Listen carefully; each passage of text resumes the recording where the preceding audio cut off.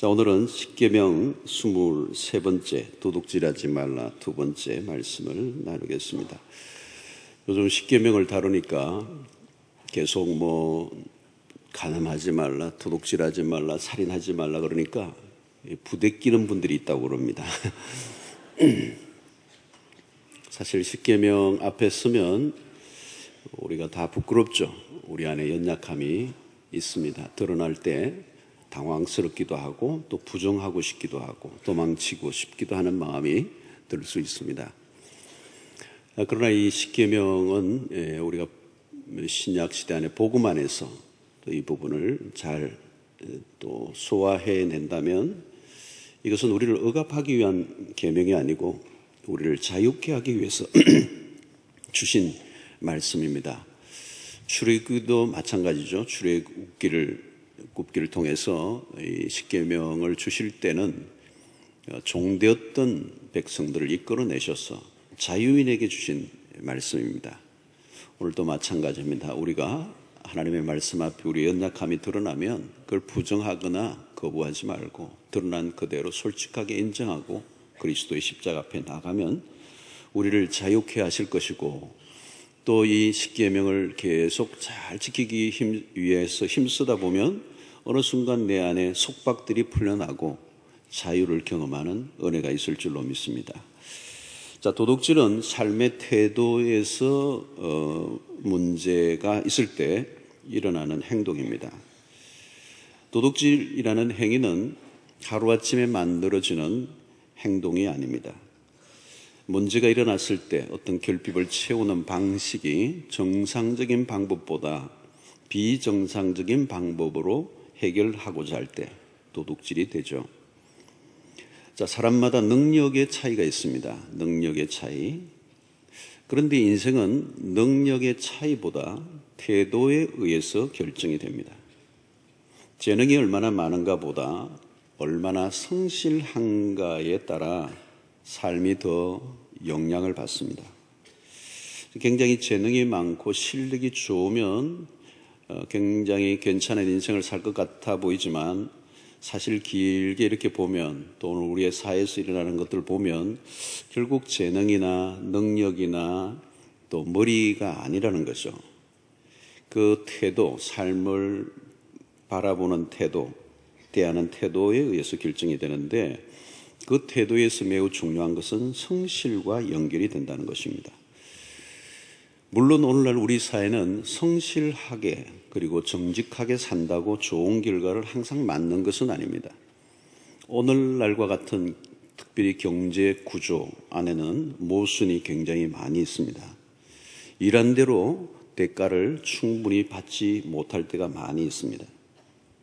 그럼에도 불구하고 삶의 기본적인 태도는 성실함과 정직함이어야 하고 또 이 세상의 모든 돌아가는 그 원리를 하나님께서 만드셔서 성실한 사람, 정직한 사람이 승리하도록 하나님이 이끌어 주십니다.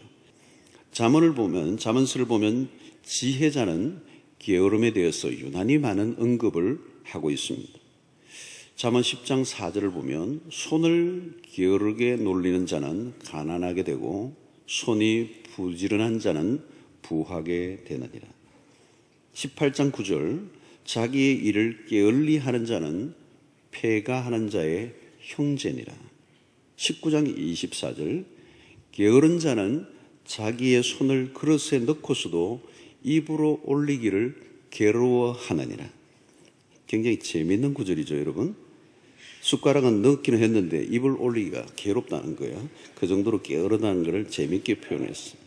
26장 14절에 문짝이 돌적이를 따라서 도는 것 같이 게으른 자는 침상에서 도느니라 그랬습니다. 잠언 6장 9절로 11절에 보니까 게으른 자여 너가 어느 때까지 누워 있겠느냐, 내가 어느 때에 잠이 깨어 일어나겠느냐.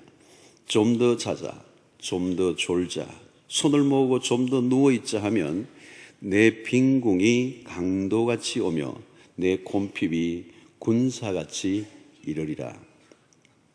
여러분, 게으르면 가난이 찾아오게 되고 가난이 극심해지면 남에게 피해를 주게 될 것이다는 표현들입니다.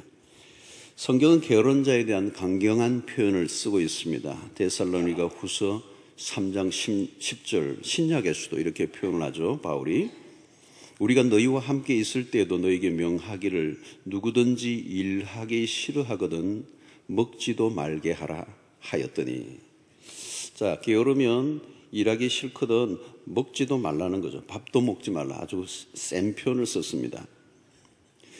자, 여러분, 우리가 성실하게 살지도 않으면서 돈을 좋아한다면 사고가 터지게 되는 것입니다. 복권을 사거나 도박이 나쁜 이유는 잘못된 삶의 태도 때문입니다. 목표는 거대한데 게으른 것이 문제입니다. 우리나라도 상당히 도박이 성행하고 있습니다. 도박은 한꺼번에 돈을 벌려고 하는 이 도둑 심리에서 비롯된 것이죠. 도박이라고 해서 도박장에 직접 찾아가서 그런 도박을 하는 것만 도박이 아니고 한꺼번에 돈을 일확천금을 노리는 그 심리 자체가 도둑이죠. 여러분, 세상에 공짜는 없습니다. 그저 얻을 수 있는 것은 아무것도 없는 것입니다.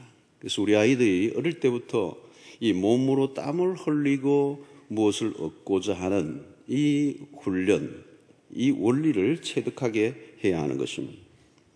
머리는 좋고 재능은 많은데 땀을 흘릴 줄 모르면 그 머리로 사기를 치게 되는 것입니다.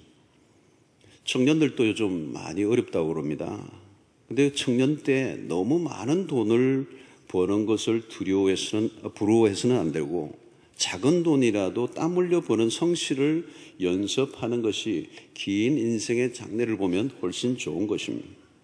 힘들지만 노동의 가치를 먼저 배우는 훈련, 이게 중요한 것입니다. 쉽게 돈을 벌려고 하는 것보다 수고하고 열매를 거두는 삶의 방식을 먼저 익히게 하는 것입니다. 창세기 요셉은 기본적으로 성실했습니다. 다윗 역시 목동으로 아버지의 양떼를 성실하게 지켰습니다. 다니엘은 이방의 나라에 포로로 붙잡혀 가서도 성실과 책임을 다했습니다. 성실을 이길 수 있는 재능은 없는 것입니다. 요셉은 노예의 자리에서, 다니엘은 포로의 신분에서, 다윗은 목동의 신분, 그 시대 속에 가장 힘들고 어려운 열악한 환경 속에서 그들은 땀을 흘릴 줄 알았습니다. 요즘도 구직난이 있어서 취직이 힘들다고 야단입니다. 직장을 구하는 사람의 입장에서는 일할 곳이 없지만 오너의 입장에서 이야기를 들어보면 할 일은 많은데 맡길 사람이 마땅히 없다고 절규를 하고 있습니다. 세상에 많은 것이 사람인데 정작 없는 것도 사람입니다. 일을 시켜보면 마음에 속 들게 하는 사람이 생각보다 많지가 않습니다. 사람들은 대우는 좋고 일은 적게 하며 하는 일도 쉬운 곳을 찾습니다. 그런 곳을 가르쳐줄 우리는 신이 내린 직장, 신도 부러워하는 직장, 신도 아직 찾지 못한 직장. 여러분, 연봉보다 보너스가 더 많고 일하는 날보다 노는 날이 더 많은 직장, 그런 직장을 우리는 신이 내린 직장이라고 말합니다. 그런데 만약 그런 곳이 있다면 회사가 망하든지 개인이 망하든지 둘 중 하나가 될 가능성이 높습니다. 여러분, 기독교 국가로 알려진 나라들을 가만히 한번 보세요. 기독교 국가로 알려져 있는 나라들은 대부분 부자로 삽니다. 가난한 나라들은 전부는 아니지만 몇 나라 있지만 우리가 아는 일본이나 이거 빼고는 대체적으로 가난한 나라들은 비기독교 국가들입니다. 여기는 이유가 있습니다. 기독교가 들어간 나라들은 삶에 대한 태도가 기본적으로 긍정적입니다. 무엇보다도 일에 대해서, 노동에 대해서 도피적이지 않습니다. 노동에 대한 긍정적 관점을 가지고 있다는 것입니다. 노동을 부정적으로 보지 않고 적극적으로 봅니다. 그래서 기독교적 정신이 들어가면 직업에 귀천이 없습니다. 노동을 신성하게 여깁니다. 청교도 신앙은 이를 소명으로 보았습니다. 하나님의 부르심이라는 거죠. 그것이 어떤 일이든 성경은 노동의 가치를 굉장히 높여놓고 있습니다. 자연이 부유한 나라가 될 수밖에 없는 것이죠. 노동에 대한 태도가 그렇습니다. 어떤 직업이든 어떤 노동이든 그것은 가치가 있고 하나님의 부르심이고 그것이 성직이고 그 일 자체가 예배가 될 수 있다라고 하는 이 긍정적 태도가 삶의 방식을 바꾸어 놓게 되고 성실함을 이루어내는, 그래서 결과적으로 좋은 열매를 거두게 된 것입니다. 그리스도인은 기본적으로 부지런할 수밖에 없다는 것이죠. 성경적 관점을 가지게 되면 그리스도인은 기본적으로 자신의 일에 대해서 매우 적극적이고 긍정적이고 창의적일 수밖에 없고 부지런할 수밖에 없는 것입니다. 여러분, 순간적으로 반짝하는 천재성보다 성실이 중요합니다. 능력이 좀 부족해도 성실한 사람이 길게 가면 결국은 이기게 되어 있습니다. 성실함을 통해서 금방 어떤 결과가 나타나지 않는다 할지라도 신자의 삶의 태도는 언제나 여전히 성실과 정직으로 그 길을 묵묵히 걸어가야 합니다. 그리고 그 결과의 모든 것은 하나님의 손에 맡겨야 할 것이고, 내가 수고하고 땀을 흘린 이상의 무엇을 바라는 허황된 마음을 줄여가게 될 때 우리는 도둑질로부터 자유를 얻게 될 것입니다. 두 번째 우리가 생각할 것은 도둑질은 만족하지 못하는 마음에서 시작이 되는 것입니다. 8계명을 우리가 지키려고 하면 자족해야 합니다. 여러분, 병 중에 병은 자족하지 못하는 병입니다. 불만족은 병입니다. 지독한 병입니다. 자칫하면 인생을 망치는 병입니다. 이 병은 오래된 병입니다. 창세기에서 인간이 죄를 짓고 하나님을 떠난 순간에 찾아온 질병이에요. 그래서 만족하지 못하는 것, 이게 치명적인 인간의 불치의 병이기도 합니다. 여러분, 돈이 많아도 만족하지 못하면 거지일 뿐입니다. 그러나 적어도 가지고 있지 않아도 지금 만족하고 있다면 그는 그 부자라고 할 수 있습니다. 여러분, 도둑질은 왜 생기는 것입니까? 현재의 상태를 받아들이지 못하기 때문입니다. 현재의 상태에 만족한다면 탐심이 일어나고 탐심은 곧 도둑질로 가게 되는 것입니다. 오늘날 사람들이 힘들어하는 이유는 만족하지 못하기 때문입니다. 저 정도 남편이면, 저 정도 아내이면 괜찮은 것 같은데 이상하게 만족하지 못하고 기웃거리는 것입니다. 저 정도 살면 괜찮은데 만족이 못하는 것입니다. 적당히 만족하고 끝내야 하는데 그 끝없는 그 불만, 그것이 도둑질로 가게 하는 것입니다. 불만족은 외적인 조건 때문에 생기는 것이 아닙니다. 불만족은 내면의 상태입니다. 물질주의 세상에서 우리의 눈이 물질에 고정을 하면 마음은 경랑이 일게 되는 거죠. 자, 여러분, 이스라엘 백성들은 때로는 하나님의 것까지 도둑질하기도 했습니다. 엄격히 말하면 다른 사람의 것을 훔쳐도 그것은 하나님의 것을 도둑질하는 것입니다. 왜냐하면 우리가 가진 모든 것은 하나님이 주신 것이고 하나님의 소유입니다. 자, 그 하나님의 소유됨을 인정하는 삶이 바로 11조라고 하는 제도죠. 말라기스에서는 하나님의 것을 훔치는 것에 대해서 이야기합니다. 말라기 3장 8절로 10절의 말씀, 사람이 어찌 하나님의 것을 도둑질하겠느냐? 그러나 너희는 나의 것을 도둑질하고도 말하기를 우리가 어떻게 주의 것을 도둑질하였나이까 하는도다. 이는 곧 11조와 봉헌물이라. 너희 곧 온 나라가 나의 것을 도둑질하였으므로 너희가 저주를 받았느니라. 만군의 여호와가 이르노라. 너희의 온전한 11조를 창고에 들여 나의 집에 양식이 있게 하고 그것으로 나를 시험하여 내가 하늘 문을 열고 너희에게 복을 쌓을 곳이 없도록 굳지 아니하나 보라. 여러분, 우리의 수입은 하나님으로부터 왔습니다. 그것을 인정하여 드리는 것이 11조 제도입니다. 이스라엘 백성들의 핵심적 문제는 11조 하지 않는 것 자체보다 더 근원적인 것은 하나님과의 관계가 깨어져 버렸다는 것입니다.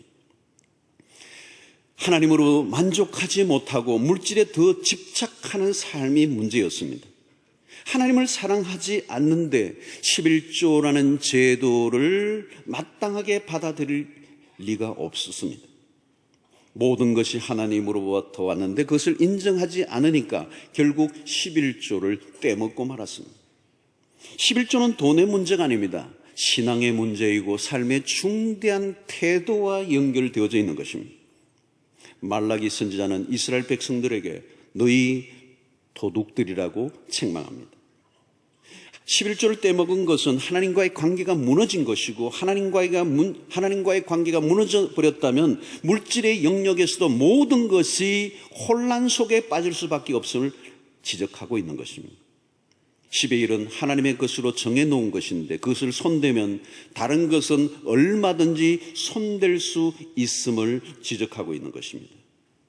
물질의 영역 전체에 엄청난 영향, 파장을 미치게 하는 것이 11조라고 하는 제도입니다. 11조를 하느냐 하지 않느냐는 믿음에 따라 개인의 선택의 문제이지만 우리가 만족하며 살게 하는 핵심적 원리가 이 11조 안에 담겨져 있습니다. 11조를 하지 않는다면 하나님의 소유를 인정하지 않을 뿐만 아니라 모든 것을 자신이 마음대로 다루려고 할 때 경제적 문제뿐만 아니라 삶의 모든 영역의 폐해와 후유증을 겪을 수밖에 없는 것입니다. 만족은 물질의 유무와 상관없다는 것이 성경의 관점입니다. 만족은 오직 하나님과의 바른 관계 안에 달려 있는 것입니다. 때로는 그리스도인에게 부족함도 있을 수 있어요. 그러나 그것마저도 은혜입니다. 부족한 현실을 통해 주시는 하나님의 독특한 은혜가 있어요. 부족할 때 심령이 가난해지는 선물, 그 심령의 가난함 속에 쏟아지는 하나님의 은혜. 여러분, 이것은 하나님의 백성들만 누릴 수 있는 놀라운 축복인 것입니다. 자, 요즘은 여러분 풍요로움이 도리어 시험이 되는 시대를 맞고 있습니다. 없어서 도둑질하는 사람도 있지만 많으면서도 여전히 갖가지 편법적인 방법과 수단을 동원하여 돈을 버는 도둑들이 더 많이 성행되고 있어요. 부족해서 문제였던 것보다 너무 풍요로워 문제를 겪고 있는 시대. 여러분, 우리 그리스도인들은 부족하면 부족한 대로 사는 훈련을 해야 합니다. 자, 그것을 가장 잘 알려주는 유명한 성경 구절이 빌립보서 4장 11절로 13절의 말씀입니다. 내가 궁핍함으로 말하는 것이 아니니라. 어떠한 형편이든지 나는 자족하기를 배웠노니. 참 바울이 기가 막힌 고백을 하죠, 여러분. 나는 비천에 처할 줄도 알고 풍부에 처할 줄도 알아. 모든 일, 곧 배부름과 배고픔과 풍부와 궁핍에도 처할 줄을 아는 일체의 비결을 배우노라. 내게 능력 주시는 자 안에서 내가 모든 것을 할 수 있느니라. 여기서 내게 능력 주시는 자 안에서 내가 모든 것을 할 수 있느니라. 이 모든 것을 할 수 있다는 말은 뭐냐면 바로 앞부분의 얘기예요. 배고픔과 배부름, 풍부와 궁핍, 그 모든 환경 속에서도 나는 자족하게 하는, 나를 자족하게 만드는 그 할 수 있게 하는 능력, 그것이 그리스도 안에서 주어진다는 것입니다. 바울은 내게 능력 주시는 자 안에서 이기지 못할 환경이 없다고 단호하게 말씀합니다. 여러분, 우리에게 무엇이 부족한 것 때문에 어려운 게 아닙니다. 하나님 안에서 자족의 원리를 배우면 어떤 환경 속에서도 우리가 흔들리지 않고 자족할 수가 있습니다. 이것이 비밀입니다. 아는 자만 압니다. 그러나 감춰진 비밀이 아닙니다. 누구나 그리스도인이라면 누릴 수 있는 비밀입니다. 그리스도인은 있으면 있는 대로, 없으면 없는 대로 자족할 수 있는 사람이어야 되는 것입니다. 세상 사람들이 이게 안 됩니다, 여러분. 없으면 없는 대로 불만이 생기는 거고, 있으면 있는데도 불만을 느끼는 게 세상의 사람이에요. 그러니까 물질의 유무와 상관이 없는 것입니다. 있으면 있는 대로 불만이에요. 여러분, 아무리 가져도 불만이 있다고요. 없는 사람은 없는 사람의 불만. 그런데 그리스도는 그게 아니에요. 신자의 삶의 핵심은 뭐냐? 그 가운데 하나는 어떤 환경에든지 자족하기를 배웠다. 이 만족은 그리스도와 연결될 때만 주어지는 것이라. 여러분, 그리스도 중심으로 살면 만족이 오게 돼 있어. 할렐루야. 그리스도 중심으로 살면 만족이 오게 됐어. 여러분, 눈에 보이는 것은 굉장히 제한적입니다. 영원하지가 않아요. 아주 간들간들하는 겁니다. 아슬아슬하는 거죠. 그러나 여러분, 우리가 주님과 연결되면 그분은 영원하신 분이십니다. 그분은 홀로 영원히 자족하시고 충만하신 분이십니다. 그런데 그분과 우리의 삶이 연결될 때 만족이 온다는 거예요. 이제 이 말씀을 정리하면서 매우 중요한 구절 또 하나를 우리가 살펴보기를 원합니다. 디모데전서 6장 6절로 10절의 말씀입니다. 그러나 자족하는 마음이 있으면 경건은 큰 이익이 되느니라. 우리가 세상에 아무것도 가지고 온 것이 없음에 또한 아무것도 가지고 가지 못하리니 우리가 먹을 것과 입을 것이 있은즉 족한 줄로 알 것이니라. 부하려 하는 자들은 시험과 올무와 여러 가지 해롭고 해로운 욕심에 떨어지나니 곧 사람으로 파멸과 멸망에 빠지게 하는 것이라. 돈을 사랑함이 일만 악의 뿌리가 되나니 이것을 탐내는 자들은 미혹을 받아 믿음에서 떠나 많은 근심으로서 자기를 찔렀도다. 이 말씀이 여러분 얼마나 와닿는 말씀입니까? 자족하는 마음이 핵심이라는, 자족하는 마음. 자족하지 못하면 결국 각종 시험과 올무에 빠지게 되고 급기야 파멸과 멸망의 길로 간다는 것입니다. 자족하지 않는 마음이 얼마나 무서운 단계로까지 가게 하는가. 그 자족하지 않는 그 마음이 얼마나 무서운 단계로 가게 하는 출발점인가. 모든 죄, 그 도둑의 죄, 모든 악한 죄들의 출발점이 어디에 있느냐? 만족하고 있지 않는 삶에서 시작된다는 거예요. 그러니까 여러분, 만족하느냐 안 하느냐 이 문제는 매우 중요한 것입니다. 이거를 해결해야 된다는 거죠. 자족하는 마음을 가지는 순간 일만 악의 뿌리가 뽑혀지게 되는 것입니다. 여러분, 우리의 힘으로는 뿌리를 뽑을 수가 없습니다. 만족은 우리의 힘으로 안 됩니다. 죄로 인하여 찾아왔던 이 원죄로 인한 이 빈 마음, 이 허전한 마음, 세상에 어떤 것으로 채워지지 않으니까 가는 거잖아요.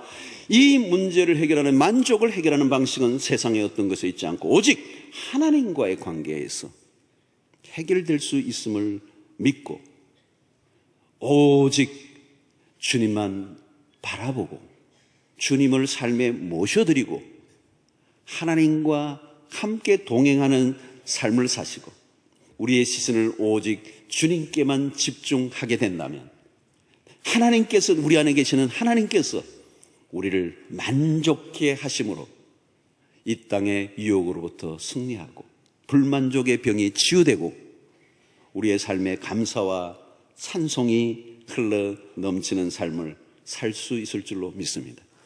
사랑하는 성도 여러분, 이제 우리 시선을 하나님께로 돌립시다. 하나님께로 더 가까이 나가십시다. 하나님만 우리의 마음을 차지하는 그 은혜, 그때 영적인 힘이 괴력을 발휘하여 이 세상의 축발을 던지지 않고 유혹에 빠지지 않고 하나님 안에서 영적 부요를 맛보면서 이 세상을 부러워하지 않고 매일매일의 삶 속에 넉넉히 승리하는 주의 백성들 되시기를 주의 이름으로 축원합니다.